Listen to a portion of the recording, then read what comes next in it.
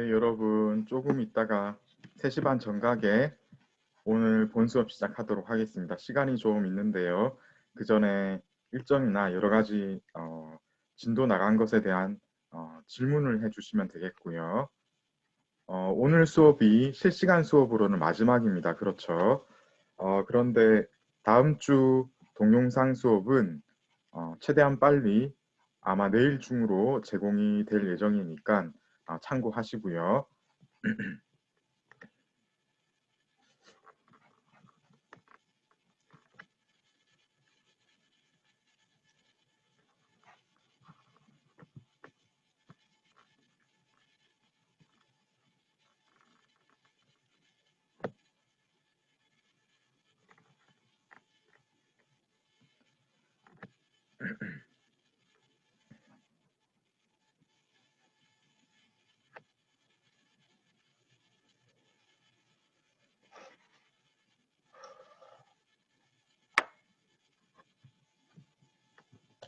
네, 질문이 있어서 제가 잠깐 확인을 해 보겠습니다.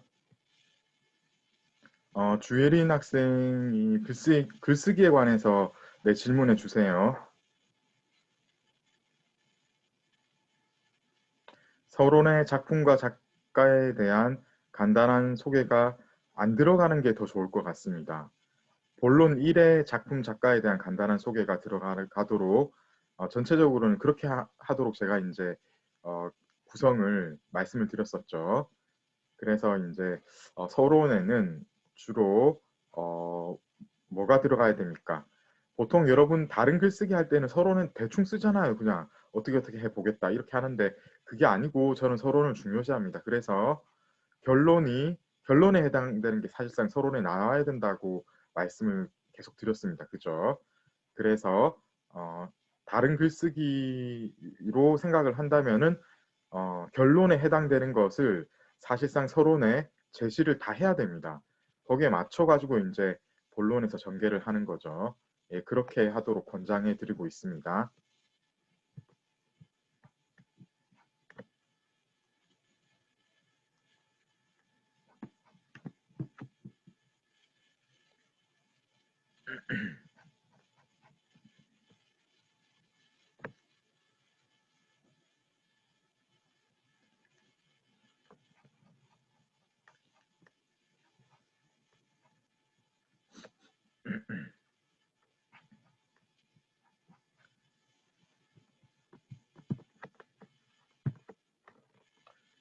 만청의 사. 네. 그 오늘 사가 끝나고 난 뒤에 공지사항을 조금 있다가 네, 얘기를 해드릴 예정이에요. 예, 조금 있다가 이거 지금 아직 아는 학생들도 많고 해서 공지사항은 지금은 전달을 드리지 않고 조금 있다가 이 내용을 상세하게 전달을 해드리도록 하겠습니다. 예.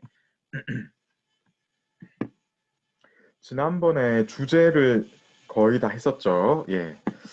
잠깐 복습을 해보자면은, 네, 시간이 조금 있기 때문에 잠깐 복습을 해보자면은, 결국 이제 지난 시간에 말씀드렸지만 어떤 파벌이 나왔을 때, 어떤 문학의 유파가 나왔을 때 제일 처음에 개창하는 사람이 중요하고 그리고 바로 그 다음에 나오는 2대째에 또 중요한 사람이 나올 가능성이 많다고 했습니다. 그죠? 이 상주파도 약간 그런 경향이 있습니다. 그래서 이 앞에 나왔던 장혜연이 개조이긴 한데 뒤에 나온 주제도 굉장히 중요한 역할을 합니다. 그죠? 그래서 상주파의 세를 확대하는 역할을 하는데 결과적으로 봤을 때 이 장혜연의 이론 학습이 더욱 체계화된 면이 있습니다. 장혜연의 이론 같은 경우에 지난 시간에 말씀드렸듯이 굉장히 추상적인 경향이 강했습니다. 그런데 이제 주제에 이르러서는 조금 더 구체적으로 뭔가 제시를 합니다. 송, 사가, 산을 편찬을 해서 바로 이제 송대부터 전해 내려오는 사를 잘 썼던 작가들의 작품을 여기서 이제 다루면서 이 사람들의 어떤 수법을 모범으로 제시를 하고 결국 이제 그거를 구체적으로 제시를 했기 때문에 이 이론이 체계화된 것은 물론이고 예, 구체적으로 작품을 어떻게 써야 되는 것까지 제시를 한 거죠. 이렇게 해서. 그런데 이제 역시 문제점이 좀 있었는데 첫 번째로는 역시 복고적인 경향이 너무 강했다는 거. 복고의 차원에서 벗어난 어떤 참신한 그런 작품이 별로 없었다는 것. 두 번째는 너무 이제 사소한 말장난 같은 수수께끼식의 역물사 찬탄 이런 작품이 제법 많았다는 것. 이게 이제 좀 그 문학의 사회성 이런 것들을 생각을 한다면은 전혀 그 문학성을 그 문학성에 동의할 수 없는 그런 작품이 제법 많이 나왔다. 그래서 이런 것들이 이제 단점으로 보여진다는 거죠. 우리 책에서 구체적인 작품을 다루지는 않았는데요, 그죠? 그런데 음, 미준제사나 지암섬 이런 작품들에서 보면은 예, 멋진 말로 겉에 이제 약간 그렇게 뭐 심각한 이야기가 없는 것처럼 그냥 예, 멋진 것처럼 보이는 말이 계속 이어지는데 사실은 그 속에 깊은 뜻이 담겨 있는 그런 작품이 좀 있어요. 이게 이제 어떻게 보면은 조금 있다가 우리가 배울 그 작가의 작품성하고도 비슷한데 이런 게 사실은 약간 그 신운의 기법이라고 봐도 되거든요. 약간 그 이미지의 창출, 깊은 뜻을 담아서 이야기를 하는 거 그죠?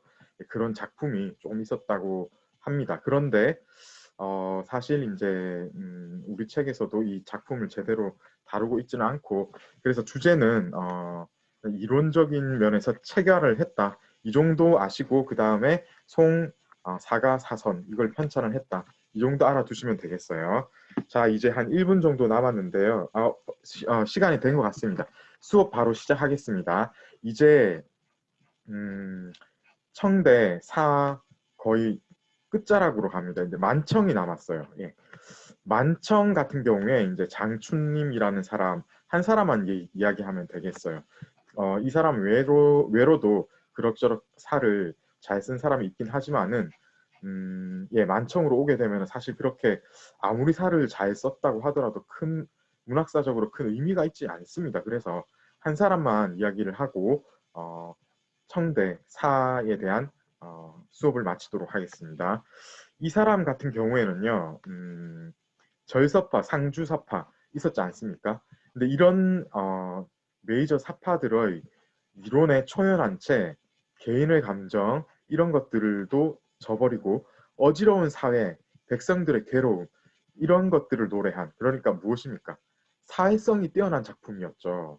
그러니까 리얼리즘 계열의 작품을 썼습니다. 그래서 사회를 노래한 그야말로 사회성이 뛰어난 작품이 많은데 우리 책의 저자는 두보의 비기일 수 있을 정도로 뛰어난 어떤 그 그러니까 사회시라고 봐야죠. 사도 시의 일종이니까 사회시에 해당하는 작품을 많이 썼다고 하고 있습니다. 특히 이제 소령에서 그 개성과 신운이 아주 이제 탁월하다고 하는데요.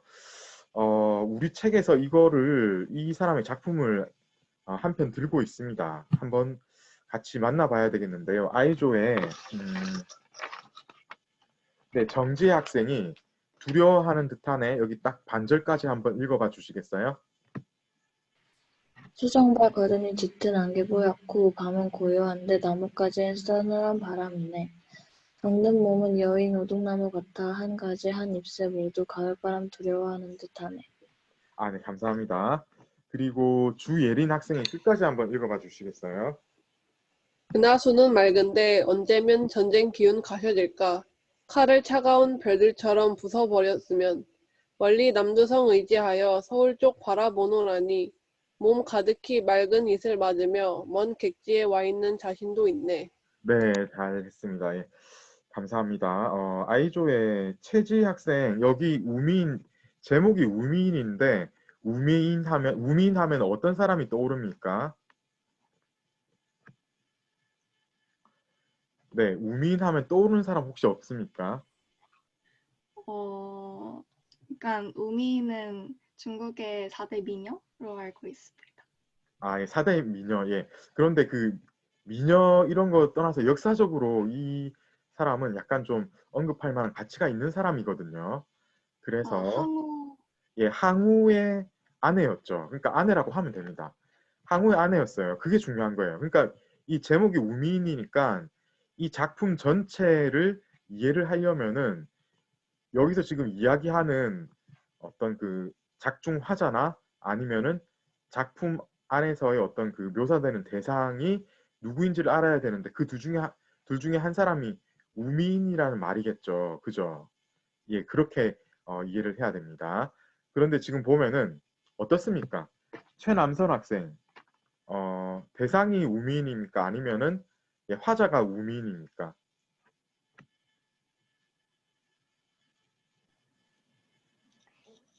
어, 대상이 우민인 것 같습니다. 대상이 우미인이죠. 그죠? 만약에 이게 우미인이 화자였으면은 자기 입장을 여기서 막 거론을 했을 거예요. 그런데 지금 보면은 전체적으로 인물이 어떻다고 직접적으로 드러내지를 않았어요. 그죠? 그런데 병든 몸이라든가 예, 자신도 있네 이런 이야기 있잖아요. 보면은 어떤 사람에 대한 묘사라는 게 드러나긴 드러납니다. 그러니까 이 사람이 바로 우미인이라는 거예요. 자, 그래서 이 전체적으로 이 작품이 예, 읽어보니까 어떤 느낌이 듭니까? 정지혜 학생, 예, 이 작품을 주예린 학생도 같이 얘기를 해주면 되겠어요. 이 작품을 읽고 나니까 예, 어떤 생각이 들어요, 지금? 예, 전체적인 분위기나 어떤 작품의 예, 창작 방향이나 예, 작품의 경향이나 이런 것들에 대해서 뭔가 예, 할 말이 좀 있을 수도 있을 것 같은데요. 예, 정지혜 학생하고 주예린 학생 예, 대답해 주시면 되겠어요. 그 전쟁 이야기 나오고 막 가을바람 두려워하는 듯하네 병든 몸 이런 단어가 나오는 것을 봐서 좀 어지러운 사회랑 그로 인한 슬프고 약간 걱정스러운 마음을 표현하는 것 같습니다. 아, 그쵸. 약간 그런 느낌이 들죠. 그래서 이거는 옛날 고사이지만은 지금 현재의 약간 그 어수선한 정세하고 맞물려서 이제 그 독자들한테 그 약간 그 예, 전달하려고 하는 그런 느낌이 있었던 것 같아요. 그죠? 그런 게 있고 그 다음에 또 하나 이제 말씀을 드린다면은 이 앞에 여기서 무슨 이야기를 했습니까? 이 사람은 사회성 그러니까 이게 약간 어지러운 사회와 백성들의 괴로움 지금 조금 전에 우리가 이제 이야기를 했어요. 그죠? 예.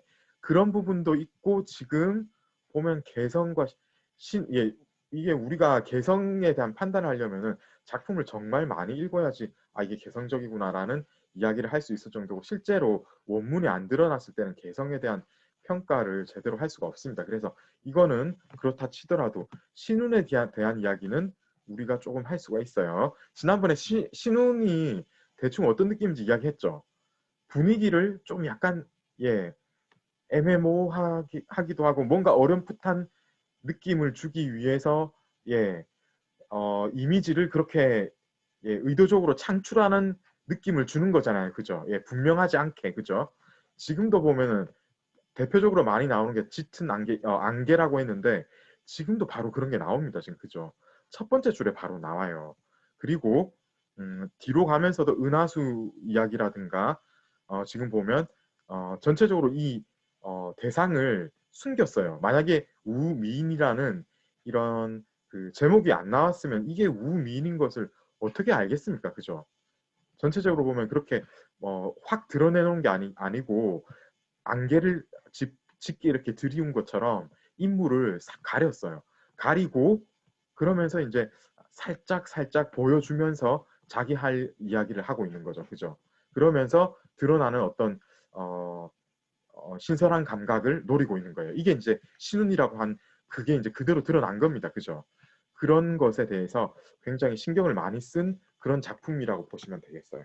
자, 그래서 장충님의 작품 경향을 우리가 또 한번 살펴봤습니다. 자, 이렇게 해서요, 청대의 사회에 대한 예, 강의는 이제 괜찮은 것 같습니다. 이제 남은 일정에 대해서 잠깐 안내 말씀을 드릴게요. 오늘 수업이 끝나면은 여러분 실시간 강의는 끝납니다. 그죠? 그리고 다음 주 동영상 강의가 있습니다. 2차례에 걸쳐서 있는데, 그런데 그 다음 주에 바로 이제 기말고사이기도 하고 해서 제가 다음 주 강의는 최대한 빨리 올려드리려고 제 계획으로는 내일 다 올려드리려고 하고 있어요. 아직 만들지는 않았고 그 자료는 만들었습니다. 지금 앞에 이제 수업인 중국 고정강독은 그 한 주 이게 이제 일정이 빠르거든요. 그래서 고정강독 동영상 강의를 먼저 만들었고 이제 중국 고전문학사 강의는 이제 자료는 마련된 상태에서 내일 제가 동영상 강의를 만들 건데 아마 내일 다 만들 수 있을 것 같아요. 그래서 이거를 내일 올려드리면은 여러분 오늘 이 수업이 끝난 뒤에 바로 가서 오늘 수업 참여 체크를 하셔야 돼요. 그러면은 늘 다른 때와 마찬가지로 5점을 받습니다. 그죠? 5점 수업 참여 점수를 받는데 내일 이 동영상 강의를 시청을 하면은 이게 이제 기말고사 참여까지 다 합쳐서 그 수업 참여 점수를 드리는 거기 때문에 배점이 높습니다. 이게 20점입니다. 그래서 이거는 예, 여러분이 놓치면 안 되겠어요. 그 기한도 제가 특별히 이제 날짜 제한을 걸지는 않았는데 여러분 웬만하면 이번 주 안에 그러니까 최대한 빨리 이거를 동영상 강의를 마치고 수업 참여 체크를 해주세요. 그래서 20점을 받으면 이제 여러분이 150점 전부 참석을 했으면은 그러면 150점을 받는 거예요. 수업 참여 점수가 총 200점인데 150점이 이렇게 이제 수업 참여 체크로 들어오고 나머지 50점은 발표 영상 제출 점수입니다. 이게 이제 원래는 이게 실시간 강의 교실 강의였을 때는 발표 영상을 교실에서 하게 되어 있어요. 근데 지금은 그게 도저히 안 되고 학생 숫자가 우리가 이제 56명 이렇게 너무 많기 때문에 수업 시간에 다를 수가 없기 때문에 지금 이렇게 하는 거거든요. 그렇기 때문에 이제 수업 참여에 해당이 되지만은 왜냐하면 이제 원래는 수업에 일환으로 여기 이제 마련이 되어 있기 때문에 그런 거예요. 그런데 실제로는 약간 이렇게 분리된 상태입니다. 아시겠죠? 자, 그래서 다시 한번 요점을 말씀드리면은 오늘 수업이 끝나면 가서 오늘 수업 참여 체크해서 5점을 받으셔야 돼요. 그러면은 여러분 다 참여하셨으면 130점을 받습니다. 그리고 내일부터 올라오는 동영상 강의를 시청하고 수업 참여를 하면은 20점을 받습니다. 예, 이거는 한 번이에요. 한 번만 이렇게 이제 체크를 하면은 20점을 통으로 받을 수 있습니다. 그러면은 총 합 150점이고 발표 영상의 나머지 50점에서 그 수업 참여 점수 200점이 완성이 됩니다. 자, 이렇게 해서 이제 수업 참여 점수 어떻게 산정이 되는지 구체적으로 말씀을 드렸고요. 그리고 기말고사가 이제 2주 앞으로 다가왔습니다. 12월 17일이죠. 시간이 2주 남아서 아직은 약간 좀 있습니다. 여기서 이제 제시는 안 했는데 여러분 2차 글쓰기 다들 아시잖아요. 그죠? 다음 주 월요일 그러니까 이제 저녁 11시 59분까지 기말고사 전에는 그거를 이제 여러분들이 제출을 하셔야 돼요. 그리고 이제 기말고사가 있고 그리고 발표 영상 제출이 기말고사 바로 다음 날 밤까지 있습니다. 그죠? 이렇게 하면 여러분들이 제출을 하거나 참석해야 되는 모든 활동이 끝납니다. 그러고 나서 제가 이제 채점을 할 건데 지난 학기와는 다르게 제가 최대한 빨리 이것을 할 예정이에요. 그래서 늦어도 12월 22일까지는 여러분들이 최종 성적을 보실 수 있을 것 같아요. 제가 이제 이걸 최대한 빨리 다 끝낼 수 있도록 열심히 할 예정입니다. 그래서 늦어도 12월 22일 오전까지는 여러분들이 아마 이제 발표가 그 최종 성적을 한마디로 확인할 수 있어요. 그러면요, 여러분들이 어떤 걸 해야 되냐면은 실제로 나온 그 세부 점수가 있지 않습니까? 그거를 꼼꼼히 대조를 해보고 혹시라도 실수가 있으면은 저한테 이메일로 바로 알려주시면 되겠습니다. 그러면 제가 이제 어떤 일이 있었는지 한번 검토를 해서 다시 이제 여러분들한테 제가 실수가 있었으면은 교정을 해드리고 그렇게 이런 과정을 거쳐서 이제 완전히 최종 성적이 확정이 되겠죠, 그죠? 그래서 이때 나오는 성적은 한마디로 이제 뭐라고 해야 되지? 예, 잠정 성적 그렇죠. 잠정적으로 성적을 여러분들이 확인할 수가 있습니다. 그래서 확인을 하시고 2가 있다면은 좀 머뭇거릴 필요 없어요. 이거는 왜냐하면 사람이 하는 일이기 때문에 실수는 언제나 있기 마련이고 여러분 입장에서 또 다른 생각이 있을 수 있잖아요. 그죠? 그래서 되도록이면 빨리 해야 됩니다. 왜냐하면은 이게 또 최종 성적 확정 기간이 또 있어요. 제가 그거를 그 학과에서 아직 안 와서 정확하게는 모르겠는데 그게 이제 기간이 길지가 않아요. 제 생각에는 아마 그 12월 29일 뭐 그 전까지는 확정을 해야 될 거예요. 아마. 그렇기 때문에 여러분들이 이 12월 22일 이날 혹은 이제 이전에 이제 올라갈 수도 있는데 성적을 확인하자마자 모든 것을 다 살펴보시고 저한테 바로 이제 연락을 주셔야 되겠어요. 아시겠죠? 이가 있으면요. 자, 여기까지 해서 이제 남은 일정에 대한 설명을 마치고 이제 예, 지금 우리가 청대 크게는 장르 2개 남았습니다. 희곡하고 소설 남았거든요. 오늘 이제 희곡을 할 예정이고 희곡 아마 끝까지 다 못할 수도 있어요. 예, 중간에 이제 희곡하고 소설 중간에 상곡민가도 있는데 상곡민가는 되게 짧아요. 예, 그래서 예, 오늘 하는 데까지 하고 남는 것은 남은 것은 이제 내일 여러분들이 동영상 강의로 예, 끝까지 이제 해주시면은 이번 학기 수업이 끝나게 되겠습니다. 잠깐 이제 쉬었다 가겠는데요. 그 사이에 질문 좀 해주세요. 한 30초 정도 쉬었다가 다시 이제 본강의 계속하도록 하겠습니다. 질문 해주세요. 예.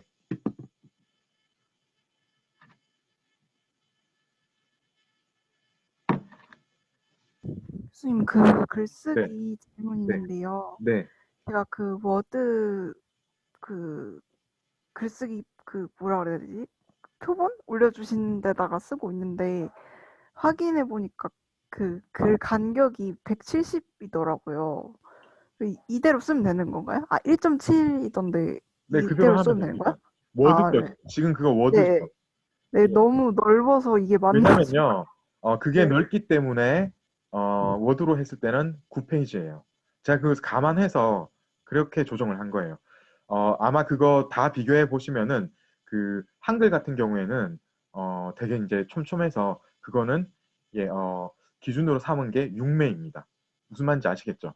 예, 그게 널널한 이유가 그렇기 때문에 이제 좀 길게 9매로 이렇게 되어 있는 거예요. 사실 9매를 하려면은 많이 해야 되거든요. 촘촘하게 하면요. 그런데 예, 거기에 맞춰서 이제 제가 널널하게 배치를 한 겁니다. 아시겠죠? 예. 감사합니다. 네.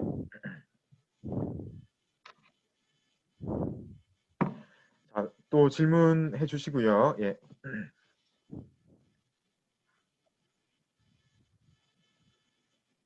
자, 그러면 이제 예, 청대 문학 중에서 희곡을 오늘 한번 해보도록 하겠습니다. 예, 희곡은 역시 뭐가 있습니까? 상곡, 예, 그런 것도 있고. 그런데 역시 희곡하면은 지금 이제 명대 이후로는 주로 이제 중요한 게 원대 이전의 작극 그리고 명대부터 나온 전기. 예, 주요 장르는 딱 그거 2개였겠어요. 그래서 이 청대 희곡도 보면은 전체적으로 보면은 경향이 어떠하다고 볼 수 있습니까? 최홍건 학생.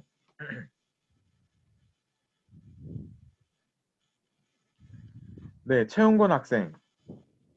청대 희곡도 지금 보면은 전체적으로 경향이 뭔가 좀 예, 최홍건 학생 그 채팅창에서 말을 해주면 되겠어요. 전체적으로 어떤 학문의 경향하고도 비슷한 부분이 많습니다. 그래서 청대 희곡도 보면은 전기는 물론이고 작극도 그 옛날 어떤 것을 예, 생각하는 그러니까 뭐죠? 복고적인 경향이 강한 거예요. 그러니까 옛날의 어떤 옛날의 작품이나 작가를 전범을 삼는 그런 경향이 강했던 겁니다. 카토리 호코 학생 예를 들어서 전기 같은 경우에는 명대의 누구를 규범으로 삼았습니까? 네, 탕현저입니다. 그죠? 탕현저죠. 예, 그쵸. 작극은 어떻습니까? 허선호 학생. 서희와 왕도곤을 본받았습니다. 그쵸. 예, 작극 같은 경우는 명대, 서희, 왕도 이런 사람들을 그러니까 뭐냐면은 좀 신선도는 떨어져요. 대신에 장점은 또 있습니다. 워낙 이 사람들이 탄탄하게 어떤 그 규범을 그러니까 예를 들어서 전기면은 이렇게 이 정도는 기본으로 갖춰야 된다라고 내놓은 게 있는데 따라서 거기에 맞춰가면은 전체적으로는 기본은 하는 그런 작품이 나오게 돼 있는 거예요. 그죠? 그런 장점이 있었던 반면에 창의성 면에서는, 그러니까 시대 상황을 반영하는 그런 면에서는 아무래도 떨어질 수밖에 없겠죠. 그죠? 특히 이제 어떤 사람이 그 청대 희곡의 단점에 대해서 제시를 했습니다. 예, 누구입니까? 홍정선 학생. 네, 홍정선 학생. 예, 누가 그 청대 희곡의 단점에 대해서 얘기를 했습니까? 홍정선 학생. 아, 예, 지금 준비가 안 되면 황미래 학생. 예, 오매입니다. 오매죠. 그죠? 이 사람이요, 뭔가 이제 길게 늘어났어요. 예, 구체적으로 청대 희곡이 명대 희곡에 비해서 조금 이제 작품성 그런 면에서 많이 떨어질 수밖에 없다. 그런데 그렇게 된 데는 다 이유가 있다라고 제시를 했어요. 청초에는 어떤 이유 때문입니까? 지금 예, 제이조한테 제가 묻는데 다시 이제 A조한테 물어볼게요. 강다윤 학생. 예, 오늘 이제 마지막 날이기 때문에 모든 학생들 다 한번 제가 말할 수 있는 기회를 한번 드리는 게 좋을 것 같아서 강다윤 학생 어떻습니까? 청초에 어떤 이유 때문에 좀 희곡이 좀 떨어진다고 얘기를 했습니까? 희곡에 전념하는 작가가 부족했습니다. 그렇죠. 청초 같은 경우에는 희곡을 한마디로 희곡 작가가 없었어요. 희곡을 안 썼어요. 청초에는. 왜냐? 이때는요. 어떻습니까, 여러분? 명말 청초니까 조대가 바뀌었는데 다른 조대 바뀐 중국에서 이민족이 나라를 잡게 되면은 한번 큰 혼란이 일어나게 되죠. 따라서 이 희곡을 쓸 수 있는 그 뭔가 이제 지식인 계층에서 큰 동요 때문에 희곡을 쓰려고 해도 희곡을 쓸 수 있는 여력이 없었던 겁니다. 그죠? 그 다음에 또 어떤 일이 있었습니까? 김나연 학생, 걸륜 가경연간에는 희곡에 대한 그 반응이 좀 안 좋았어요. 어떤 일 때문이었습니까? 경악이 발전하는 반대에 급부로 희곡을 천시했습니다. 그죠? 걸륜 가경연간에는 그야말로 어떤 유학의 르네상스 그런 거였어요. 이때 되면은 막 그 왕실 사업을 기준으로 필두로 해서 정말로 이제 경악에 관계된 여러 가지 이제 편찬물들이 쏟아집니다. 그야말로 하늘에서 뭐 폭포수 퍼붓듯이 막 쏟아집니다. 이때. 그러다 보니까 학자들이 일거리도 많고, 그죠? 반대로 희곡은 어떻습니까? 희곡을 써야 될 이유가 없는 거예요. 왜냐하면 지금 이 편찬하는데 여기 일거리 많은데 여기 가서 일하면 되는데 왜 굳이 희곡을 해야 됩니까? 그죠? 그런데 이런 상황이 뒤에 가면은 약간은 좀 바뀌기도 합니다. 강의 옹정연간에는 어떤 일이 펼쳐집니까? 김나은 학생.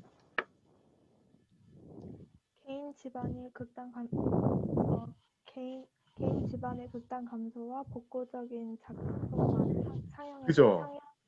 예, 복고적인 작품만 상영하게 되는 거예요. 그러니까 이 전체적으로 청대 희곡이 복고적인 경향이 강했다고 하지 않습니까? 그런데 강의 옹정 이후에는 이 걸륭 때부터 시작된 뭔가 이제 경학의 발전으로 인해 가지고 학자들이나 그 지식인들이 전부 경학 위주로 돌아서 가지고 이 개인 집안에서 그 원래 이제 그 극단을 유지하게 되는데 그거 할 이유가 없어지니까 점점 사라지면서 그나마 있는 집단들도 그 열심히 하는 게 아니고 그냥 명맥만 유지하는 선에서 그 극단을 돌리다 보니까 복고적인 작품만 하는 거예요. 대충 어떤 분위기인지 아시겠죠, 그죠? 그리고 특히 이제 광서 선통 약간 말기에 이르게 되면 또 특이한 현상이 일어납니다. 김다은 학생 어떤 일이 있게 됩니까? 네, 화부의가 성행하면서 민간의 소극적인 연애만 성행하였습니다. 네, 그쵸. 그래서 이전에는 그나마 어떤 작품을 엘리트들이 썼기 때문에 조금 문학성도 있고 볼만한 어떤 가사도 덜어 나오고 그랬는데 이 광서제 이후로는 화부의 성행이라고 했죠. 여러분 기억나시죠? 화부의 처음에 이야기할 때 했습니다. 그죠? 뭔가 이제 귀족들이 하는 거하고는 조금 거리가 멀었다. 그런데 나중에는 귀족도 결국은 화부희에 참가를 했다. 여기에 이제 열광을 했다라고 하잖아요. 그죠? 이 화부희가 무엇입니까? 그러니까 평민들이 아주 이제 조악한 그런 형태로 뭔가 단순 말초 자극적인 그런 소재를 찾아서 예, 이제 올리는 그런 형태의 연극이었어요. 그러니까 우리 책 교재에서는 이렇게 평가를 합니다. 토속적인 질 낮은 연애. 처음에는 이랬어요. 그런데 이게 이제 뒤로 가면서 약간은 다른 양상이 나타나기는 합니다. 그런데 이제 처음에는 시작은 이렇게 시작이 된 거였죠.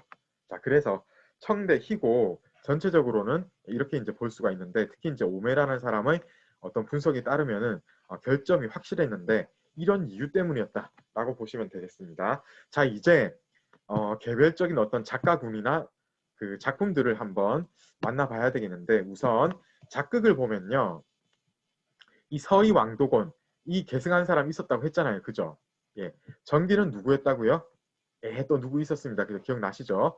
그리고 작극에는 서희 왕도곤, 복고에서 이렇게 총 3사람 이야기를 했습니다. 그 중에 서희 왕도곤 같은 경우에 주로 이 사람들 작품을 계승한 사람들은 어떤 유형의 작품을 많이 썼습니까? A조 김대환 학생 했고, 김미래 학생, 예, 어떤 위주의 작품을 많이 썼습니까? 자기의 불만이나 정안을 푸는 수단으로 창작한 작품을. 그러니까 이거는 그 뭔가 그 작품의 동기, 그죠? 그렇게 얘기하면 되겠어요. 그러니까 작품을 딱 읽어보면은 이 사람은 자기의 어떤 그 뭔가 안 풀리는 것을 이렇게 작품에서 이런 식으로 지금 발산하고 있네 하는 느낌이 들도록 작품이 쓰여졌다는 게 이제 명확한 작품들이 많거든요. 그런데 그 전에 어떤 형식 면에서 얘기돼야 될 부분이 또 있기는 있습니다. 김민정 학생, 형식 면에서 보면 어떻습니까? 서희 왕도곤을 계승한 작극 작가들은 주로 어떤 작품을 많이 썼습니까? 1절로 만든 그 짧은 작품을 많이 썼습니다. 그렇죠. 예, 짧은 작품. 예, 이렇게 짧게 짧고 굵게 자기 이야기하고 딱 끝내는 이런 작품 위주로 처음에는 많이 썼어요. 제재를 한번 살펴봐야 되겠는데요. 조금 제재 면에서는 크게 3가지로 나누어서 이야기할 수 있거든요. 특히 이제 예전부터 어떤 문학 작품, 중국 문학 작품 하면은 조금 이제 대중들이 함께 할 수 있는 어떤 그 문예 작품이라면은 가장 광범위하게 많이 나오는 그런 작품이 있었습니다. 작품의 주제가 있었습니다. 무엇입니까? 김민주 학생. 제자가인들의 연애 이야기입니다. 그죠, 이거죠. 제자가인은 무엇입니까? 재주가 있고 그 다음에 예쁜 사람. 그러니까 보통 남자가 재주가 아주 뛰어나고 여자는 좀 어여쁘고 이런 사람들의 어떤 이야기들, 전형적인 어떤 그 주인공들을 등장시켜서 그 사람들이 연애하는 이야기. 이게 예전부터 계속 내려오는 어떤 이게 근데 사실은요, 중국 문학뿐 아니라 어느 나라에 가서도 그 고전의 어떤 전형적인 어떤 패턴 중에 하나입니다. 그러니까 이게 이제 청대에도 당연히 이게 주요한 제재였던 것은 의심의 여지가 없다는 거죠. 그런데 이제 멋있는 논리로 전개를 했다라고 하는데 어떻게 하면 논리가 멋있을 수 있는지 제가 잘 모르겠습니다. 예, 어쨌든 조금 이 논리적으로 예전에는 약간 그 두서없이 전개가 많이 되었는데 뭔가 앞에 그 복선 같은 게 잘 깔려 있었다, 이렇게 보시면 될 거예요, 여러분이. 자, 그리고 그 다음에는 조금 특이한 게 있긴 있었습니다. 어떤 면이 제재면에서 좀 특이했습니까? 김종헌 학생.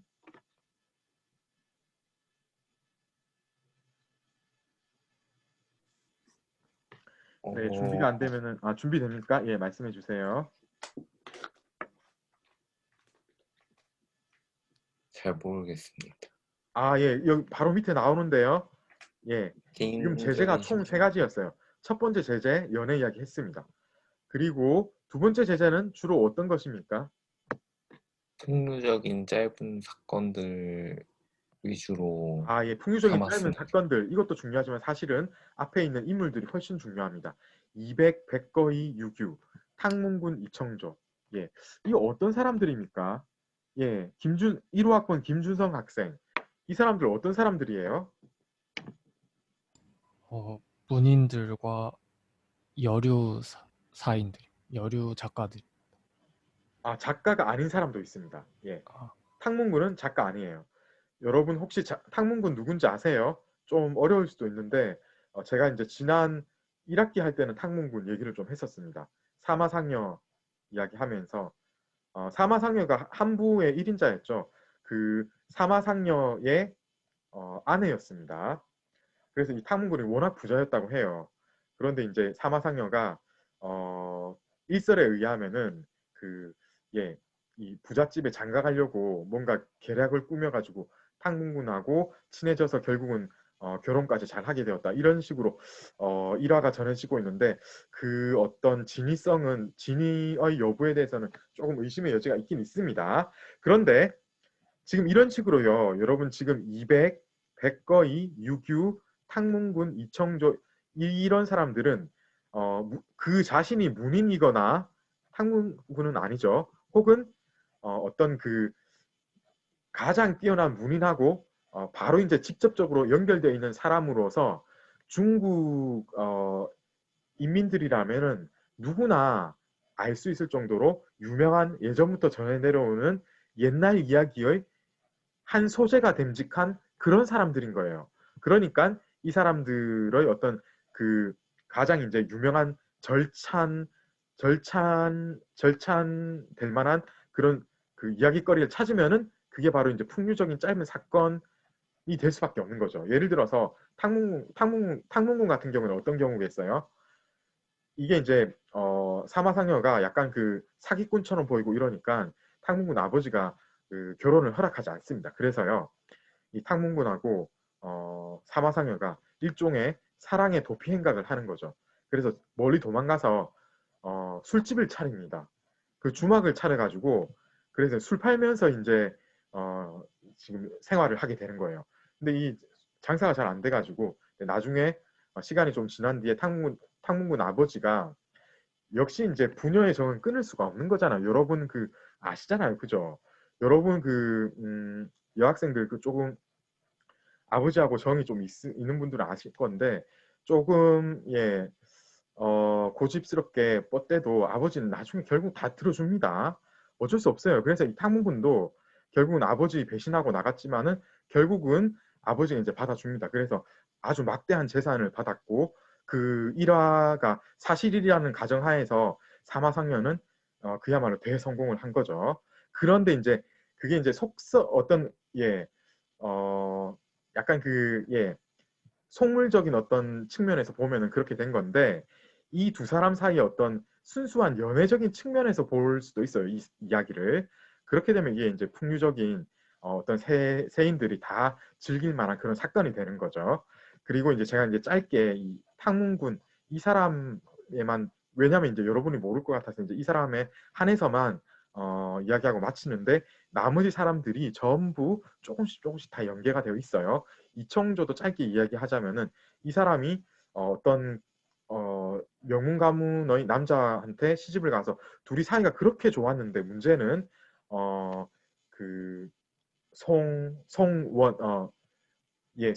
송금원 교체기에 남편이 죽어버렸어요. 그래서 이 사람이 굉장히 그 이후로는 과부가 된 거죠. 그죠? 굉장히 정신을 못 차릴 정도로 굉장히 이제 멘탈이 붕괴되는 그런 지경에 처하는데 그러니까 그 이전과 그 이후의 삶이 극도로 이제 극명하게 나눠지게 되는 그런 삶을 살게 된다. 우리가 이야기를 했던 것 같아요. 이번 학기 초에. 그렇죠. 그 이야기에서 나왔던 이청조입니다. 그래서 전체적으로 이 사람들이 전부 어떤 삶 자체가 굉장히 부침이 있었고 혹은 이제 200하고 백거이 같은 경우에는 풍류에서 그야말로 중국 역사에서 빼놓을 수 없을 정도로 그 술 잘 마시고 노래 잘 부르고 이런 사람들이었어요. 그러다 보니까 이 사람들을 하고 실제로 있었든지 아니면은 그냥 약간 상상으로 해서 조금 이제 꾸며냈든지 해서 그 일반 인민들이 즐길 만한 그런 풍류적인 어떤 짧은 사건을 옛날부터 내려오는 고사로 활용해서 했든지 아니면 약간 거기에 이제 상상력을 가미했든지 짧게 이렇게 만들어서 이제 연극을 상연을 하면 이게 이제 크게 인기를 끌었다고 합니다. 자, 그리고 지금 A조의 모든 학생이 다 했네요. 그죠? 김민주 학생, 김종학 학생, 18학번 김준성 학생. 마지막으로 또 어떤 제재가 있었습니까? 문인들의 개인적인 심심풀이가 될 만한 제재가 있었어요. 그죠. 예, 그래서 이거는 사실 크게 언급할 가치는 좀 없습니다. 왜냐하면 개인적인 심심풀이가 되어버릴 정도니까 심각하게 생각하고 지은 작품들이 아니잖아요. 그죠? 그렇기 때문에 문학성 면에서는 아무래도 좀 떨어질 수밖에 없습니다. 그런데 어쨌든 이게 이제 문인들이 이 청말로 갈수록 특히 약간 이제 여유가 있는 문인들 같은 경우에는 이전 문인들 같은 경우에는 경학 사업에만 치중을 했는데 그것도 이제 그 한도가 있잖아요. 몇백 년 지나면은 할 만한 경학 서적도 없습니다. 이제 끝나버리잖아요. 그죠? 그렇기 때문에 이제 다른 일을 찾다가 이렇게 개인적인 심심풀이로 작극, 전기 이런 것도 쓰기 시작했거든요. 이제 그러면서 이제 개인적인 심심풀이 차원에서 이제 등장한 작품이 몇 개 좀 일군을 이룬다 이렇게 보시면 되겠고요.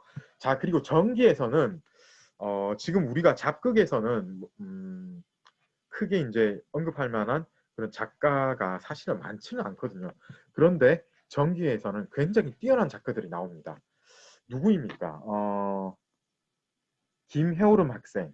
예, 어떤 작가들이 있었습니까? 한번 읽어봐 주시겠어요? 이어 홍승, 공상임, 장승전 등의 작가들을 그렇죠. 배출했습니다. 예, 이렇게 네 사람 이야기를 했는데요. 특히 이어가 굉장히 뛰어난 문학가였습니다. 그래서 여러분 이어는 꼭 아셔야 돼요. 아마 제가 오늘 그 퀴즈도 이어로 낸 것 같은데 예, 그렇습니다. 자, 그래서 전기 작가 중에 이런 사람들이 있었다. 한 사람 더 이야기하자면 공상임입니다. 이 두 사람이 굉장히 뛰어났던 그런 작가였습니다. 자, 이제요. 이어에 대해서 조금 이야기를 해야 될 것 같습니다. 이어는 16종의 작품을 썼다고 하는데 특히 10종곡이 유명합니다. 10종곡 중에서도 어떤 작품이 유명합니까? 예, 2편 정도가 유명하죠. 김희정 학생. 네. 네네. 네, 10종곡 중에서 특히 이제 이어 작품 중에 유명한 두 작품이 있습니다. 어떤 작품이 유명합니까? 내하천, 비목어 등이 유명합니다. 네, 내하천, 비모고 등 10종곡이 있거든요. 그 중에서 이 내하천하고 비모가 특히 유명한데요. 예, 감사합니다. 그리고 노아연 학생, 이 이어 같은 경우에는 특히 명대 작가들하고 어떤 관계가 있습니까? 명대 작가들은 주로 예, 복고주의였죠. 그런데 그것들에 대해서 이어는 어떻게 생각을 했습니까? 이어는 그런 명대 작가들의 고전주의와 유미주의 경향을 지향했습니다. 그쵸. 이어는 그러니까 이 말은 무슨 뜻입니까? 명대 작가들은 고전주의, 유미주의 경향이 있었다. 유미주의는 아름답게 쓰려고 했다. 그리고 고전주의는 흉내내는 그런 거였죠. 그러면은 이어는 그 반대인 겁니다.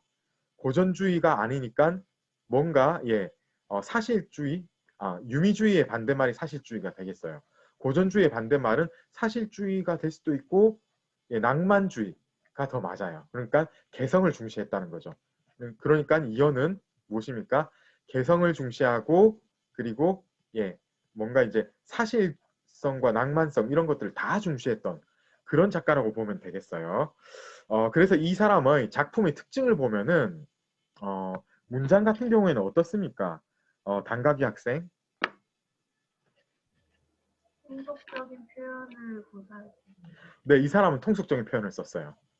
예, 통속적인 표현을 썼습니다. 한마디로 무슨 뜻인가 하면은 속어 같은 거, 예, 그런 거 많이 썼어요. 이 사람은. 그죠? 그러니까 이전에 그 명대 작가는 고전주의니까 복고주의고 뭔가 고문하고 관계돼 있고 약간 문어체 위주를 선호하고 그런 경향이 아무래도 조금 있었거든요. 그런데 이어는 통속적인 표현, 그러니까 구어체 쪽으로 이야기를 해야 돼요. 그래서 대화를 보면 이런 특징이 있었습니다. 문예성 학생 어떤 특징이 있었습니까? 네, 등장인물에 맞는 표현법을 구사하여서 관중들이 이해할 수 있는 상연에 맞춘 작품을 창작했다는 특징이 있습니다. 그런 거죠. 그래서 보면은 지금 이게 여기서 이제 제가 이제 이야기한 어떤 사실주의라고 이야기를 하는 게 바로 이런 부분인데, 어떤 예를 들어서 소금 장수가 나오면은 소금 장수가 양반처럼 이야기하진 않겠죠, 여러분. 그죠? 그리고 어떤 뭐 기생이 나온다고 했을 때 그 기생이 대가댁 그 안방 마님이나 아니면은 황후나 이런 사람들이 하는 어떤 그 표현법을 쓰진 않겠죠, 그죠? 그 사람들의 직업에 맞는, 신분에 맞는 그런 언어 표현법이 있었지 않겠습니까? 이전에 명대 작가들은 그것과는 상관없이 이 사람들은 고전주의, 유미주의 경향이었기 때문에 예를 들어 주모가 나와도 조금 고상한 말을 씁니다. 이 말이 안 되죠, 그죠? 여러분, 주모가 나왔는데 예, 진지 드십시오 뭐 이런 식으로 조금 고상한 말을 썼겠습니까? 그러지 않죠, 그죠? 예, 그렇습니다, 여러분. 그래서 이어 같은 경우가 이제 그야말로 약간 사실성을 담보할 수 있는 그런 작품을 쓴 거예요. 등장인물에 맞는 표현법을 구사했는데, 그래야지 관중들도 제대로 알고 같이 이제 공감할 수 있는 부분이 있는 거잖아요, 그죠? 그래서 우리가 알 수 있는 게, 이전에 왕실보 계통의 어떤 그 잡극 이런 거 보면 어떻습니까? 그 사람들은 전부 읽히기 위한 작품 위주로 썼잖아요, 그죠?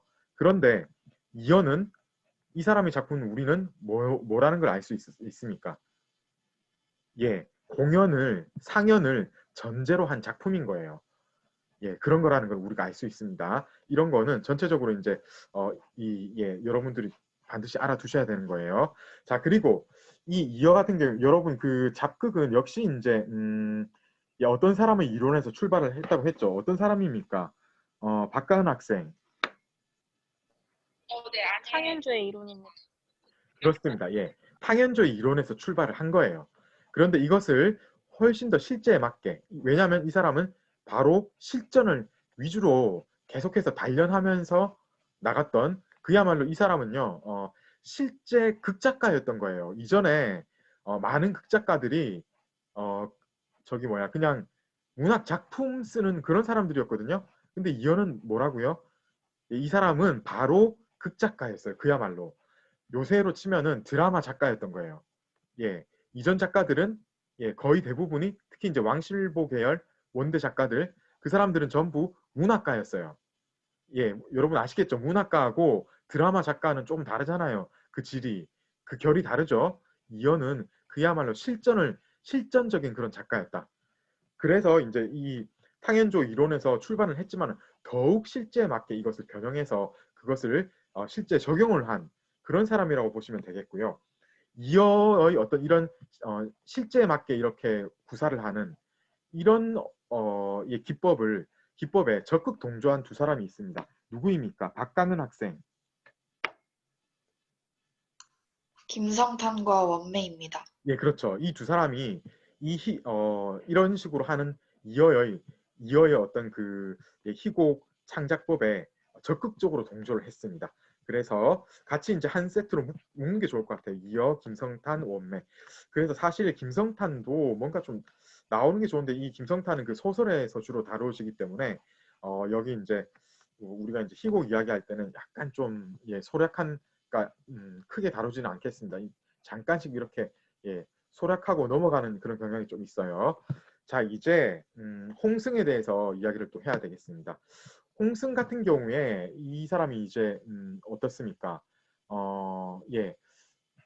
시 창작법을 누구한테서 배웠다고 하죠? 시조에 지금 남은 박상민 학생, 어떤 사람한테서 이 사람이 시 창작법을 배웠다고 합니까? 왕사정과 시윤장에게서 창작법을 습득했습니다. 그죠? 그 중에 나오는 이 왕사정은 사실은 후칠자 아닙니까, 여러분? 예, 그런 것 같은데요. 어쨌든 굉장히 뛰어난 정통 엘리트들입니다. 예, 복고파 그 작가들이었죠.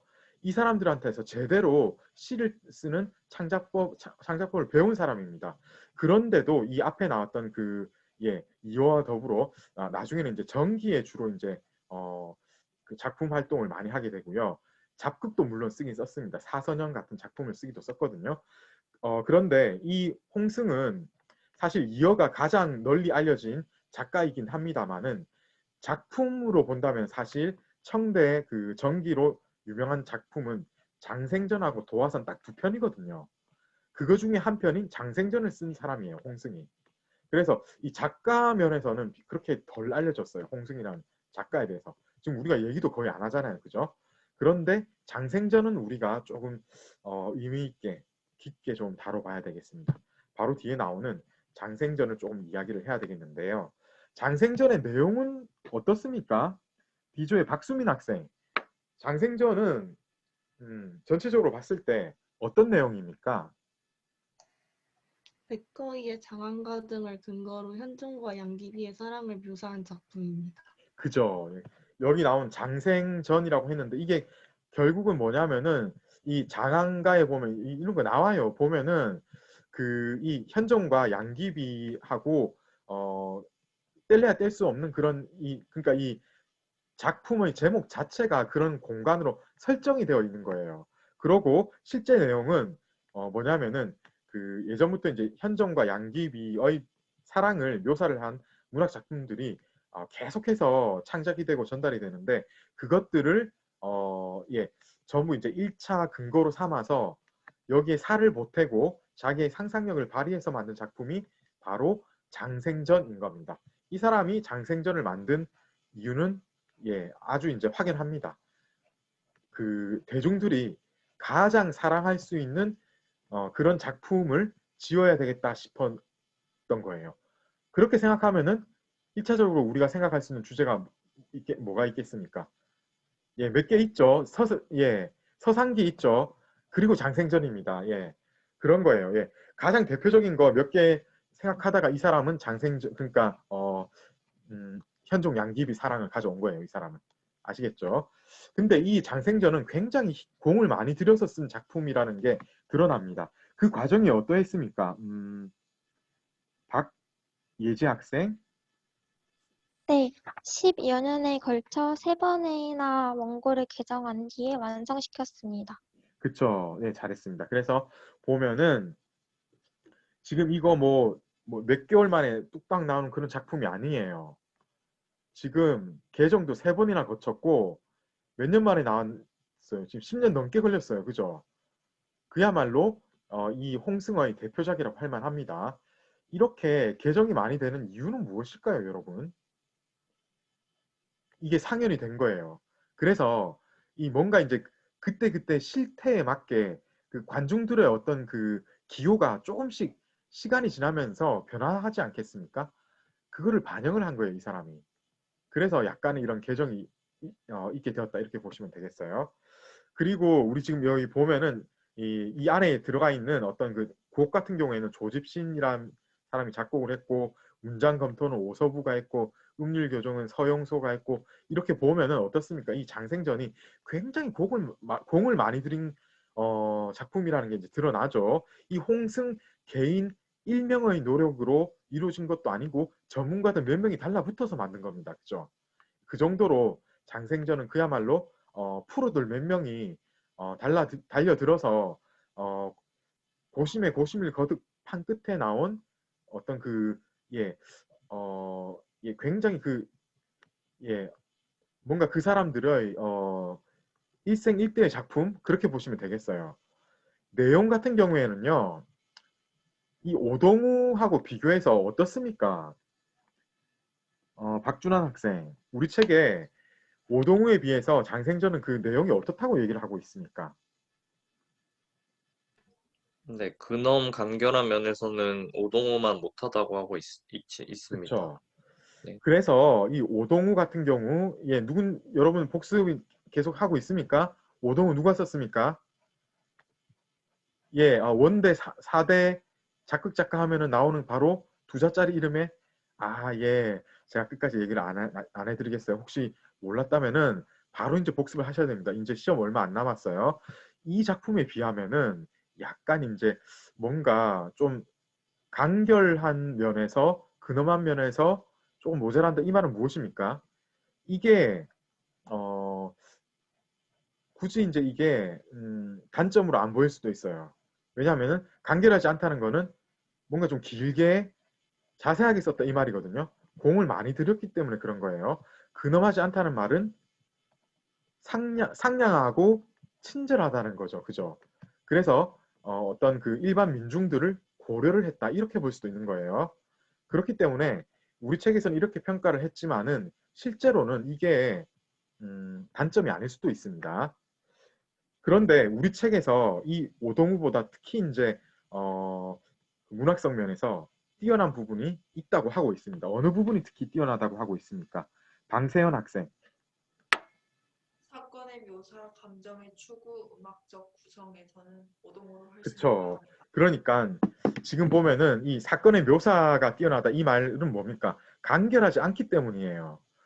여러분 간결하면은 사건의 묘사를 상세하게 할 수 있을까요? 안 되죠. 그죠? 그리고 어떤 복잡한 감정도 근엄하고 간결하게 뚝뚝 끊어서 그쳐버리면은 안 되죠. 따라서 이 어떤 그 복잡하고 미묘한 감정을 나타낼 수가 있었어요. 그리고 음악적 구성도 굉장히 복잡하죠.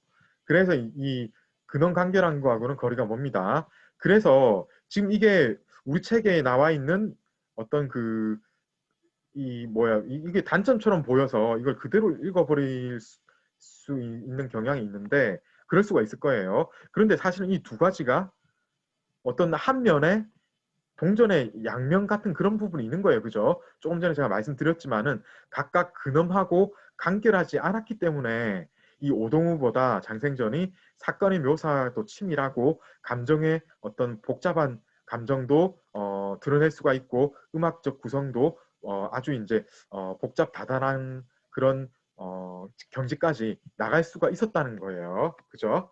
예, 그래서 전체적으로 보면은 아무래도 이렇게 이제 애를 많이 써가지고 나온 건데 예전에 나왔던 몇백 년 전에 나왔던 오동우보다 못한다고 하면은 조금 이해가 안 되는 거죠. 그죠? 그래서 후대에 나온 작품인 만큼 예술성 면에서 오동우보다 뛰어났던 것은 사실입니다. 예. 그렇기 때문에 이 청대 정기 작품 딱 두 편 이야기하면은 우리가 그 중에 예, 도화선 그리고 장생전 이렇게 두 개를 치는 거죠. 자, 이렇게 해서 장생전에 대한 우리 교과서에 나온 정보 위주의 공부를 마치도록 하고요. 이제 공상임에 대해서 이야기를 해봐야 되겠어요. 공상임은 누구입니까? D조에 아직 배수연 학생이 얘기할 기회가 없어서 배수연 학생, 이 사람은 출신이 어떠합니까? 공자의 후손으로 상동성 곡부 출신입니다. 그쵸. 여러분, 곡부가 사실은 공자가 여기서 계속 나고 자라고, 예, 공자의 출신지이거든요. 그런데, 공상임은 그 공자의, 고장이었던 곡부 출신이라고 합니다. 그러면서 공씨죠. 어쩌면은 이 사람은 몇천 년 동안 대대로 그 지방에서 살아왔던 공자의 후손일 수도 있는 것 같아요. 여담입니다만은 이 지금도 이제 있는지 모르겠는데 그 쇼트랙 그 여자 쇼트랙 대표 중에 화교 선수가 한 명 있는데 예, 그 중에 이제 한 사람이 아마 이제 비슷한 것 같아요. 예, 공자의 후손인 것 같아요. 뭐뭐라고 있어요. 예. 그 사람 이름이 공상임하고 사실은 비슷합니다. 여러분이 나중에 한번 찾아보세요. 예, 좀 착각하면 안 되겠는데 우리가 이제 배우는 사람은 공상임입니다. 좀 여자 같죠, 그죠? 임자가 들어가서 그런 느낌인데, 예. 자, 이 사람의 전기 중에서 유명한 작품은 결국은 뭐라고요? 그리고 나머지 또 유명한 작품이 있긴 있습니다. 성수연 학생, 어떤 두 작품이 유명합니까? 도화선, 소훈례, 장자. 그죠. 서울내는 사실 몰라도 되겠습니다. 우리가요, 도화선에 대해서는 조금 얘기를 하고 넘어가야 됩니다. 그래서 이제 2조에 손리동 학생, 도화선의 전체적인 내용은 어떠합니까? 명말 공자 후방여과 기승 이항규의 로man스를 다룬 작품입니다. 그렇죠. 그러니까 한마디로 말해서 제자 가인의 사랑 이야기입니다. 연애 이야기예요. 그러니까 제자인 후방역 그리고 예, 가인인 이항군 이 사람들의 어떤 그 연애담을 전체적으로 다뤘다. 예. 그런데 이 도화선 같은 경우에는 좀 특징이 있습니다. 어떤 부분을 조금 다루었습니까? 손옥결 학생. 나라가 망하고 집안도 망하는 사회상을 반영했습니다. 그리고 여러 등장인물들과 사건들을 실제 사실을 반영했습니다. 그렇죠. 이게 굉장히 중요합니다. 그러니까 뭐냐면요. 이 말은 조금 있다가 밑에 나오는 이 말을 종합적으로 할 때 요거 이제 거론이 되면 좋겠어요. 그러니까 뭐냐면요. 실제로 도화선의 여기서 나오는 어떤 그 큰 사건들 있죠. 그거는 실제 역사예요. 그리고 등장인물들 중에 전부 다는 아닙니다만은 아주 많은 사람들이 실제 인물들인 거예요. 거기에다가 이제 그 가상의 인물들을 넣어가지고 어떤 그 상상의 나래를 펼쳐가지고 만든 작품인 것이거든요. 그래서 지금 이제 지금 명말이잖아요, 그죠? 명말 청초예요. 나라가 망하고 이 공자 후방역 집안도 이제 결국은 이 명말의 어떤 그 공자라니까 그 명말의 그 대가집들은 나중에 이제 웬만하면 다 망하잖아요, 그죠? 그래서 집안도 망하는 그런 사회상이 그대로 반영되어 있는 거예요. 왜냐하면 실제 사실을 다루었기 때문에. 아시겠죠? 그래서 이게 약간은 특이합니다.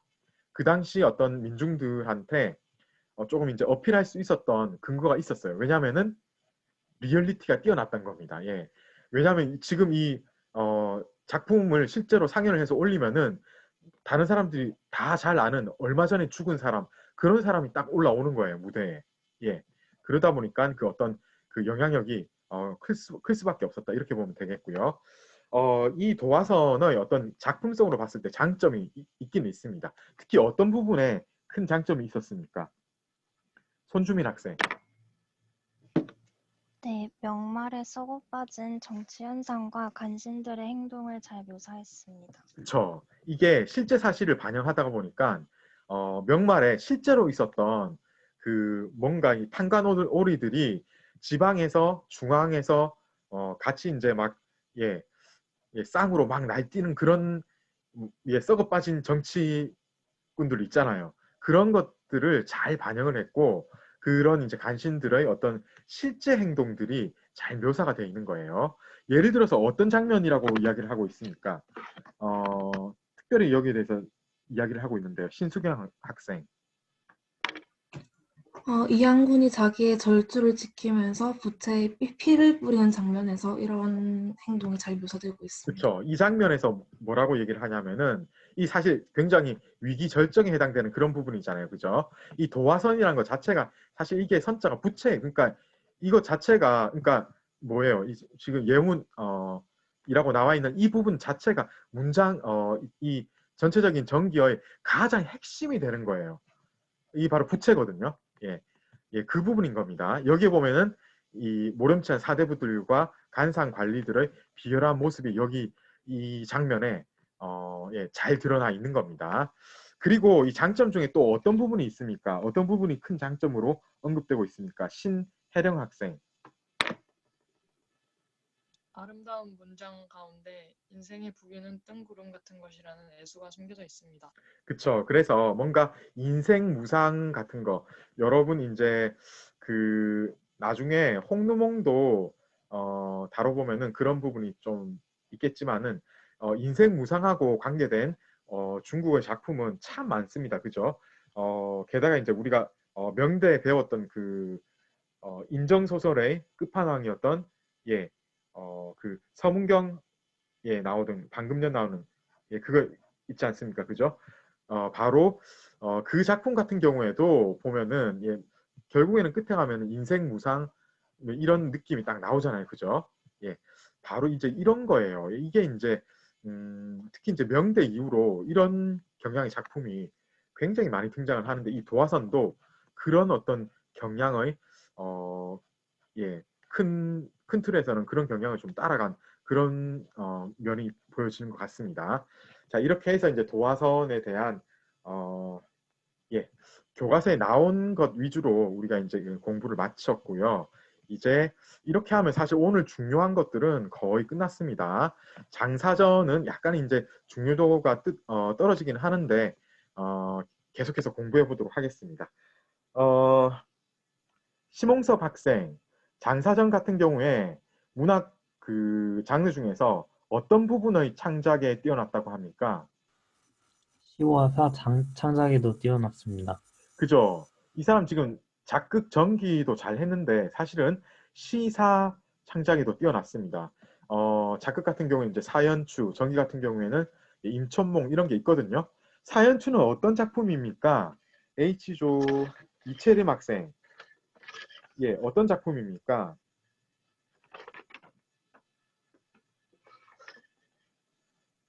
네, 이채림 학생. 준비가 안 되면은 예, 다른 학생 잠깐 예, 여기 채팅창에 이야기가 들어왔습니다. 마이크가 들리시나요? 예, 아. 예, 들립니다. 예. 네. 백거이의 비파행을 극화했습니다. 그쵸. 여러분 혹시 기억나십니까? 백거의 비파행 이거 어떤 작품이죠? 제가 이제 고전강독 시간에 이거 이번 학기에는 이야기를 했고 왠지 고전 문학사 시간에는 오히려 백거의 비파행은 다루지 않은 것 같은 느낌이 드는데 이 비파행 보면은 그래도 잠깐은 언급을 한 것 같긴 한데 그죠? 예, 백거이가 실제로 자기가 이제 낙향을 했어요, 그죠? 낙향해서 친구를 그 호숫가에서 배웅을 하다가 건너편에 이제 그 배에 타고 있던 어떤 여인이 비파를 잘 타는 거를 보고 감명을 받아서 그 사람하고 대화를 하다가 그 사람의 어떤 처지가 자기의 어떤 버려진 그런 끈떨어진 신 같은 그런 느낌이 서로 이제 비슷해가지고 동병상련하는 차원에서 지은 작품이거든요. 비파행이. 그죠?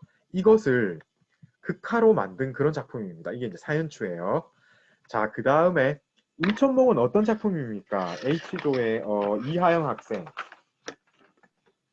탕현주의 일생을 극화한 작품입니다. 그죠? 탕현조 일생을 극화했다고 합니다. 탕현조 누구라고요? 기억나십니까? 이하영 학생? 예, 탕현조 누구입니까? 한마디로 말해서 이 사람 어느 시대 때 사람입니까? 네, 계속 나오는데 예, 명대 때 사람이고 이 사람이 개성을 중시했던 명대 뭐 3인방 있지 않습니까? 그 중에 한 사람이죠, 그죠? 일단은 그렇게 아시고 가서 계속 복습해야 됩니다. 이 탕현조 너무 중요해요. 자, 그래서 이 사연추하고 임천몽이 좀 문학적으로는 성공을 했는데 그 성공의 비결이 우리 교재에서는 뭐라고 이야기를 하고 있습니까? 이현지 학생.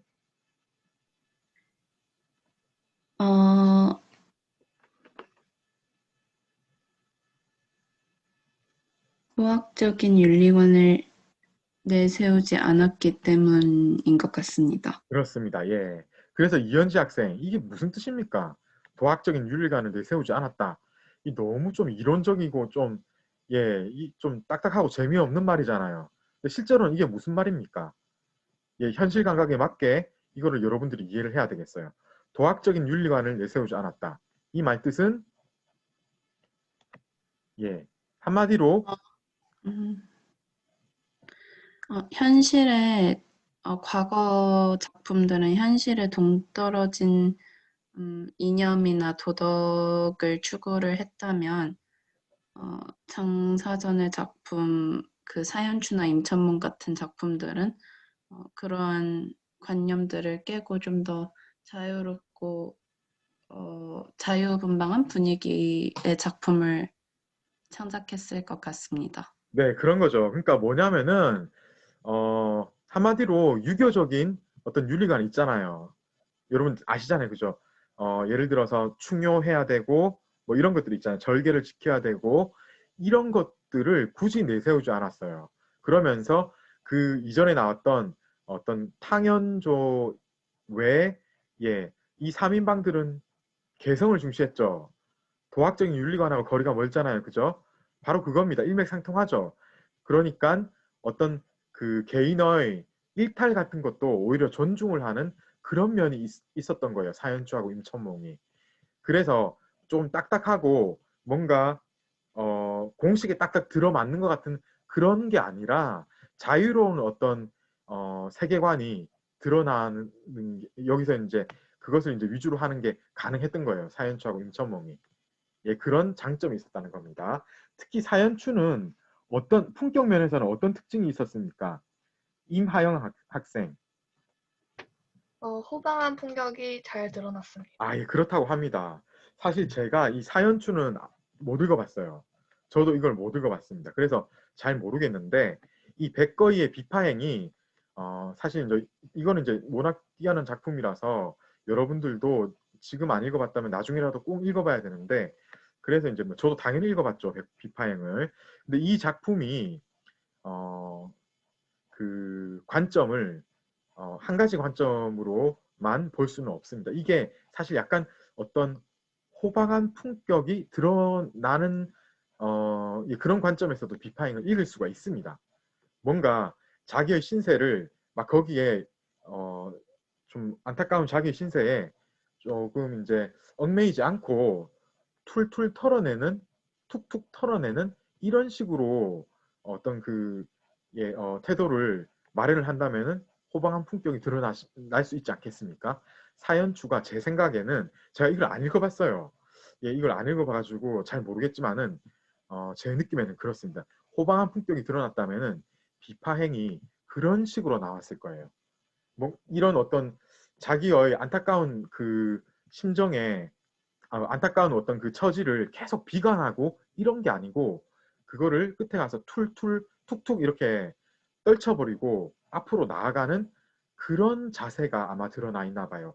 그래서 이제 사연추에서 어떤 호방한 품격이 드러났다고 이야기를 하는 것 같습니다. 그런데 이런 어떤 호방한 품격의 근거는 사실은 이 장사전의 어떤 개인적인 그 성격이 지금 탕현조 이런 사람들을 어떤 모델로 삼았다고 하면은 당연히 이 호방한 품격하고 연결되는 부분이 있겠죠. 이 앞에 나온 탕현조 이 사람 말고 뭐 서위나 이런 사람들 있잖아요, 그죠?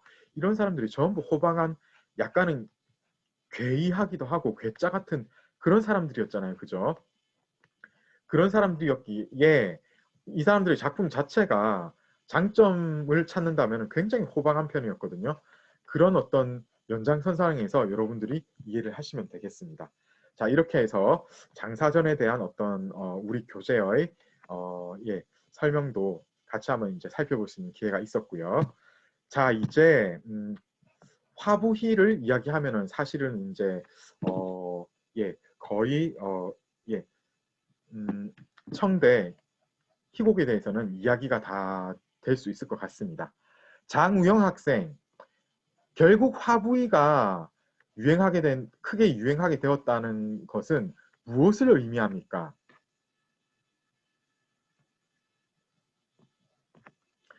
이 청초에서 청말로 가면서 화부희가 크게 유행하게 되거든요. 이것은 무엇을 의미합니까? 예, 장우영 학생. 예, 잠깐 그 채팅창을 제가 확인하겠습니다. 예, 마이크가 잘 안 되어서 채팅으로 얘기를 했는데 결국은 중국 문학이 대중화된 거죠. 그죠? 왜 그렇습니까? 화부희는 그 타겟이 누구였어요? 일반 민중들이었어요. 그죠? 그래서 중국 문학이 그야말로 화부희가 크게 유행을 할 때쯤 되면은 중국 문학 자체가 대중화, 일반화되었다라고 이야기를 할 수 있는 거예요. 청초에는요, 주로 이 화부희 면에서 봤을 때는 청초 같은 경우에는 이 화부희를 우리가 지금 이 지방 연극 요거를 이야기하기 전에 이 청초의 어떤 경향을 조금 이제 이야기를 해야 되겠어요. 이 화부희라고 말하기는 못한데 청초에 전승윤 학생 어떤 지방희가 유행을 했습니까? 지방 토속조의 음악을 이용한 지방희가 유행했습니다. 그쵸. 그래서 이 지방 토속조라고 했는데 이 조라는 게 어떤 사조, 그러니까 음조 이런 거예요. 그러니까 그 어떤 특정 지방만의 예를 들어서 이렇게 이야기하면 되겠네요. 기타 코드. 기타 코드가 있지 않습니까, 여러분? 기타 쳐보신 분들, 안 쳐보신 분들도 알죠? 어떤 지역에서는 특히 이제 뭐 어떤 코드를 잘 많이 쓴다 뭐 이런 게 있지 않겠어요? 그런 거예요. 특히 어떤 그 공곡이 유행했던 곤산 지방에서는 어떤 그 조를 많이 이제 쓰고 이런 게 있었을 거예요. 예, 그런 거를 잘 지방마다 활용을 했겠죠. 그래서 이제 이런 것들을 응용을 해가지고 상연을 하는 지방기가 청초에 크게 유행을 했습니다. 예를 들어서 이게 이제 공곡이라는 건데, 공곡 같은 경우는 이제 귀족하고 사대부들이 선호를 하는 그런 장르였던 거죠. 그런데요, 이게 나중에 이 공곡 같은 경우에는 특히 이 나중에 사대부들이 선호해가지고 어떤 쪽으로 발전을 하게 됩니까? 정지혜 학생.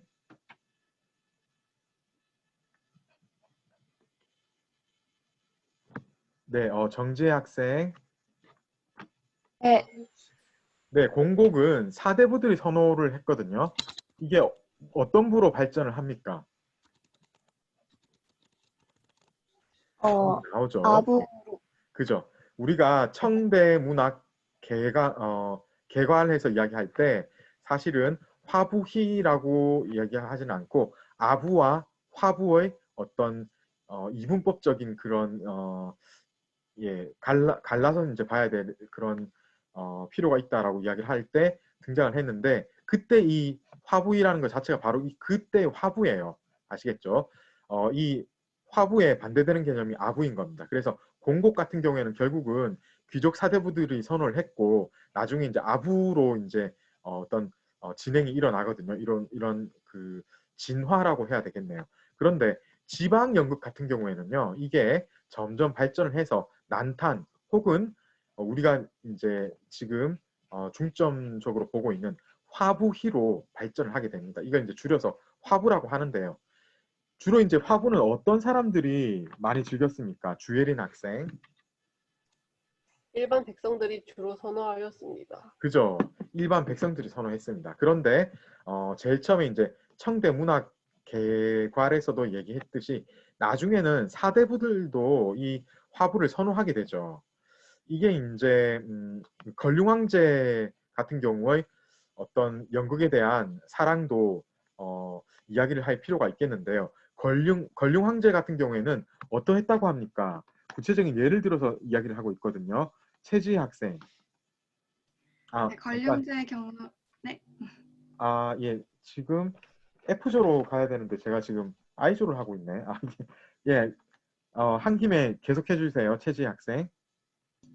네, 걸륭제의 경우에는 궁중의 연극 공연 기간 남부에 그 연예 인원이 1,수백 명에 이랐습니다. 그렇죠. 황제가 좋아한다니까 궁중 안에서 그 공연을 하는 그런 기관 자체가 있었어요. 연극 기관이. 그런데 그 중에 한 그 소속 인원이겠죠. 한 집단에 소속되는 인원이 1,000명이 훨씬 넘었어요. 그러니까 이 사람들 전부 뭡니까? 한마디로 공무원들인데 이 사람들 다 공무원이잖아요. 그죠? 연극하는 공무원이 전체적으로 다 합쳐서 1,수백 명이 아니라 뭐 몇 개가 있었는데 그 중에 한 부서의 인원이 1,수백 명에 이르렀다고 하는 거예요. 그 정도로 이 스케일이 너무나 어마어마하죠, 여러분. 그죠? 예, 그 정도로 지금 걸륭 황제가 연극을 애호했다. 한마디로 이게 뭡니까? 황제가 한마디로 자기가 방송사를 하나 차린 거예요. 이 그 황실 안에. 그죠? 예를 들어 그 TVN이나 JTBC 이런 걸 만들어 가지고 계속 그거 지금 돌리면서 연극을 만들어내도록 장려를 하고 있는 겁니다. 그죠?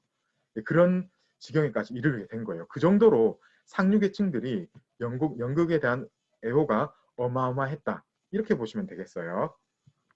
자, 이렇게 해서 화부에 대한 개략적인 어떤 설명은 되었고, 지금 시간이 지금 2분밖에 안 남았네요. 지금 잠깐 남아있는 게 사실 얼마 되지는 않는 것 같아요.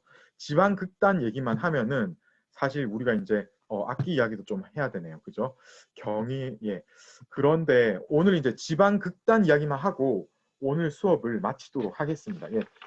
지조에 이상호 학생, 상경반에 대해서 잠깐 얘기를 한번 해봐 주시겠어요?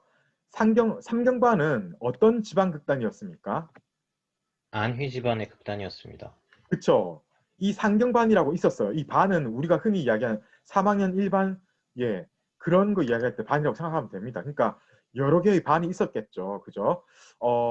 이 사람들이 특히 황실에 입궁하게 되는 계기가 있었습니다. 언제였습니까? 그게 이서구 학생. 권룡 황제의 생일 공연에 뽑혀서 입궁하게 그죠? 되었습니다. 권룡 황제가 정말 이제 좋아했어요. 그러니까 지금 보니까 생일 공연에 맞춰가지고 지방에 아니면 약간 멀거든요. 근데 여기서 지금 워낙 그 소문이 자자하니까 지방 극단인데 불러들인 거예요. 예, 그죠? 그 다음에 그 뒤에 원래대로 하면 지방 극단이라서 공연 끝나면 내려가야 되는데 어떤 일이 있었습니까? 예, 이수민 학생. 네, 황궁 공연 뒤 북경에 체류하며 민간극장에서 공연을 시작했습니다. 그렇습니다. 그죠? 왜 이랬을까요? 돈이 되니까. 지금 이 북경에 돈을 싹쓸이 하기 시작한 겁니다. 이 극단이. 예. 지방에 내려가면 약간 그 재력이 사람들마다 재력이 한계가 있잖아요. 그죠? 북경은 수도고 그죠? 황제도 살고 황제 지금 이런 겁니다. 예를 들어서 어떤 그 대단한 극단이나 그 악단이나 이런 거, 볼쇼비키 뭐 이런 게 있다고 합시다. 그런 극단이 어떤 권위를 딱 있게 되면은 어떻습니까? 사람들이 전부 관심을 가져서 막 몰려올 거잖아요. 그죠? 무려 걸륭 황제가 애호했던 그런 극단입니다. 그러니까 이게 어떻게 보면 당연하지 않겠습니까? 이 사람들 결국은 연극하는 게 먹고 살자고 하는 건데 지금 제대로 지금 성공한 거예요. 그러니까 북경에 체류하면서 계속해서 이렇게 공연을 하는 것은 너무나 당연한 건데 실제로 북경 사람들이 이 사람들의 작품을 되게 좋아했다고 해요. 그래서 북경 연극계를 그야말로 이제 인기를 완전히 독차지하는 그런 지경까지 이르게 되거든요. 이렇게 되니까 나중에 어떤 현상이 일어났습니까? 이유나 학생.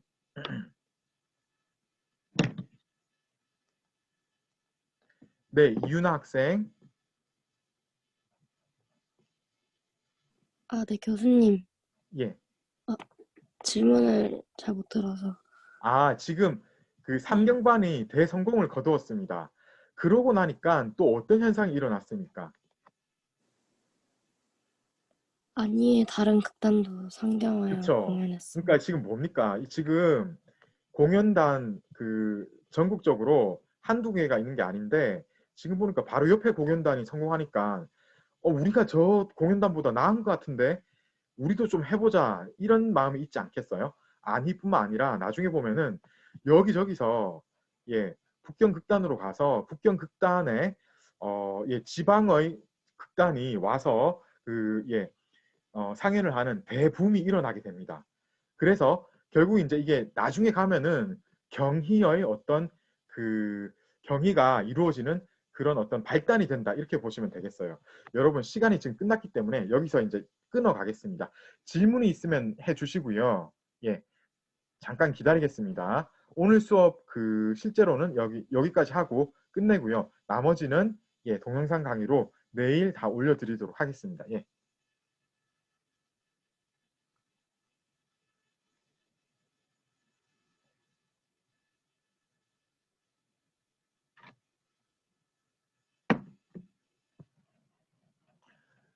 이 질문이 특별히 나오지는 않는 것 같네요. 자, 그럼 여러분 수고하셨습니다. 실시간 강의는 이것으로 마치고요. 내일 동영상 강의로 마지막 강의를 끝까지 시청을 해주시면 되겠습니다. 그 사이에라도 질문이 있으면 계속해서 망설이지 마시고 이메일로 질문을 해주세요. 여러분 오늘 수업 수고하셨고요. 그러면 이제 지금 해야 될 거는 당장 가서 수업 참여 체크 있죠? 5점짜리예요. 오늘 거는. 그걸 하셔야 되고 내일 수업 참여는 몇 점이라고요? 그게 20점입니다. 크니까요. 반드시 가서 참여 체크를 꼭 하셔야 되겠어요. 자, 여러분 오늘 수고하셨습니다. 내일 동영상 강의에서 만나 뵙도록 하겠습니다. 혹시 수업 참여 26인가요? 네, 이번에 26이 맞습니다. 예. 26이 저만 그런 건지 모르겠는데 안 떠서 혹시 확인 좀 해주실 수 있을까요? 26 지금 안 뜬다 이 말이에요? 네네네. 그래요? 25까지만 있었어요. 제가 네네. 이제 바로 확인해 드리도록 하겠습니다. 자, 그러면 여러분 수고하셨습니다. 예, 이거 이제 끊도록 하겠습니다. 예.